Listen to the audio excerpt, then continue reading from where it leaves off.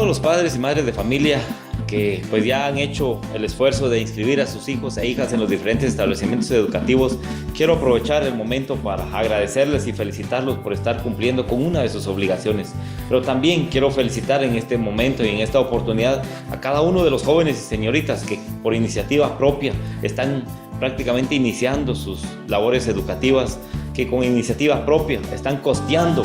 el hecho de poder ingresar a un establecimiento educativo. Quiero felicitarlos e instarlos a que sigan adelante. Pero también, así como el día de hoy se está iniciando este ciclo escolar 2015 con alegría, con entusiasmo, quisiéramos que el mes de octubre de la misma manera estuvieran recibiendo sus notas finales con alegría. Pero para eso se necesita del esfuerzo y de la dedicación, el apoyo de los padres de familia, para que en el transcurso de los meses de enero a octubre pues puedan tener éxito en cada una de las evaluaciones bimestrales. Y para eso hoy también quiero agradecer y felicitar a cada uno de los maestros y maestras que desde el mes de enero están iniciando también conjuntamente con los niños y niñas, con los padres de familia, trabajando arduamente para sacar adelante el proceso de enseñanza-aprendizaje, para sacar adelante también a la comunidad. Así que mi más sincero agradecimiento a los padres y madres de familia, mi más sincero agradecimiento a los maestros y maestras, mi más sincero agradecimiento,